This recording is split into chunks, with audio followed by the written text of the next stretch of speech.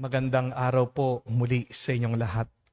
Kapatid, mag-ingat po kayo. Kasi sa buhay na ito, maraming mga taong hahatak sa iyo pababa. Minsan, binababa ka ng ibang tao sa ugali nila.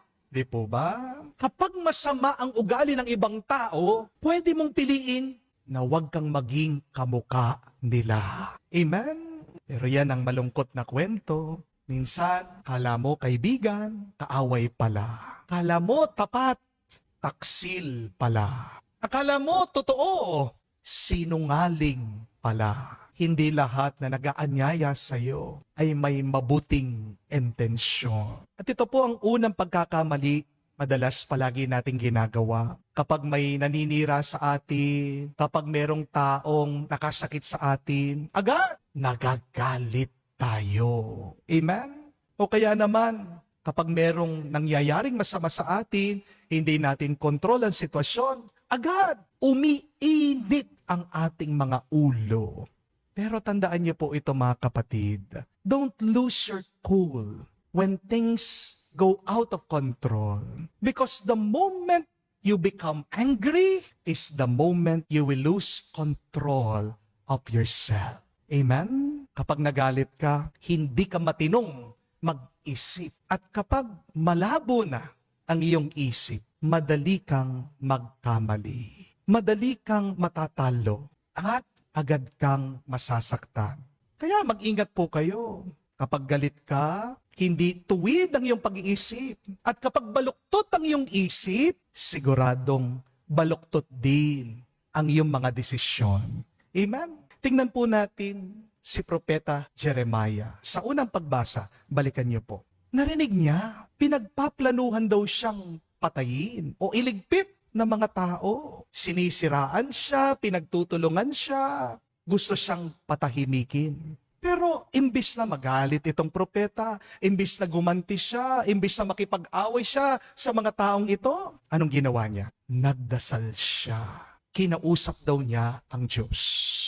Hindi niya tinago yung sakit ng loob niya. Hindi niya kinimkim yung galit sa puso niya. Hindi niya binuhos yung kanyang hinanakit sa mga tao. Pero inalay niya sa Diyos lahat ng kanyang masamang nararamdaman. Mga kapatid, kapag nasasaktan tayo, magandang itanong, kanino ba tayo lumalapit?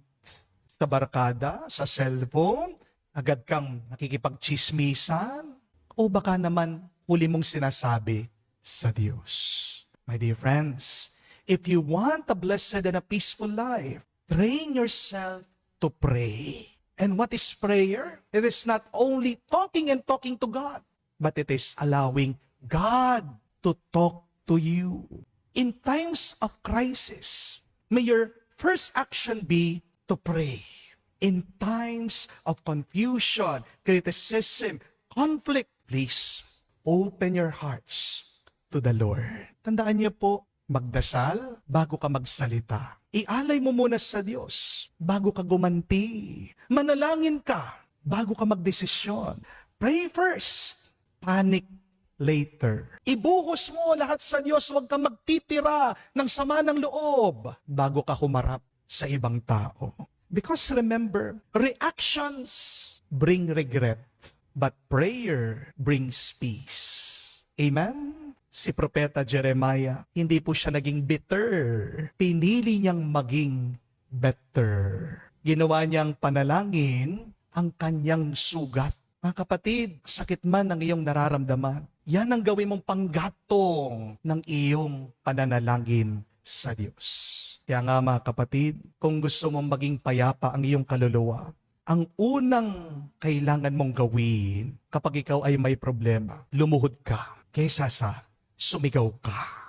Amen? When you pray first, God fights for you. At kapag ang Diyos ang lumalaban na para sa iyo, kahit na marami kang kalaban, mananatili kang payapa, mananatili kang masaya. Amen? Sa Ebanghelyo, narinig po natin sinabi ni Jesus, ang kanyang magiging paghihirap. Tinuro daw ng ating Panginoon sa kanyang mga alagad, siya po ay huhulihin, siya'y pahihirapan, siya'y papatayin. Tingnan nyo, Diyos na yan ha. Gumagawa na ng mabuti, tumutulong na, nagliligtas. Pero siya pa rin ay ginagawa ng masama. Kung pa kayang tao na may pagkukulang, expect also to experience bad things in your life. Pero kahit na alam ng Panginoon yung mangyayari sa Kanya, alam niya yung sakit. Ano yung naging tugon ng ating Panginoon? Hindi po siya nagplano kung paano maghiganti. Hindi po siya naghanap ng kapangyarihan para ipahiya yung mga tao na makakasakit sa Kanya, kahit na alam niya yung paparating na panganib. Tingnan yung ginawa ng ating Panginoon. Nagbigay pa rin siya ng pag-asa. Sabi niya, pagkatapos ng 3 araw, pagkatapos niyang mamatay, muli daw siyang mabubuhay. Mga kapatid, sa gitna ng gulo, ng hirap, ng krisis, isa lang po ang magpapalakas sa atin. Wala nang iba kung hindi ang pag-asa. Amen? Kasi kung wala ng pag-asa, ano pang dahilan para mabuhay? Wala nang saysay para magpatuloy. Di po ba? Mag-aaral ka pa ba kung wala namang pag-asa na pumasa ka? Di ba? Hindi na. Magtatrabaho ka pa rin ba kung wala namang pag-asa na suswelduhan ka? Hindi na. Magpapagamot ka pa rin ba? Pupunta ka pa rin ba sa ospital, sa doktor? Kung sasabihan ka, wala na? Wala nang chance na gumaling ka? Hindi na rin. Di po ba? Kakausapin mo pa ba yung asawa mo? Kung talagang wala nang pag-asa na magbago siya? Hindi na rin po. Hindi tayo magpapatuloy kung walang pag-asa. Kapag nawalan tayo ng pag-asa, unti-unti namamatay ang ating puso. Pero ang mensahe ng ating Panginoong Jesucristo, napakalinaw.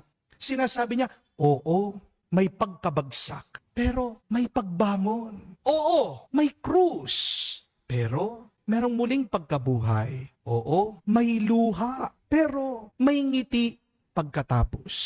Oo, may gabi, pero meron pa ring umaga. Mga kapatid, huwag nating kalimutan, ang Diyos na ating sinasamba ay ang Diyos na buhay at muling nabuhay. Ang Diyos na ating sinusundan, nagwagi sa kamatayan. Walang kapangyarihan ang kamatayan sa atin kung tayo'y nagtitiwala sa Panginoong Hesukristo na nagwagi sa kamatayan. Ang problema mo ngayon, kapatid, hindi yan ang iyong katapusan. Ang sakit mo ngayon, hindi yan ang huling kabanata mo. Ang pagkakamali mo, hindi yan ang tuldok ng iyong karanasan.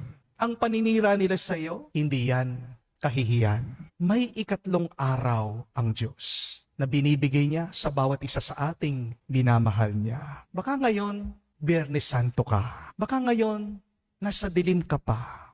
Baka ngayon, parang nakalibing ka sa iyong napakaraming problema. Pero kapatid, maghintay ka lang. Magtiyaga ka, manalig ka, magtiwala ka sa Diyos. Dahil kapag ang Diyos ang may hawak ng kwento mo, ng buhay mo, walang permanenteng libingan.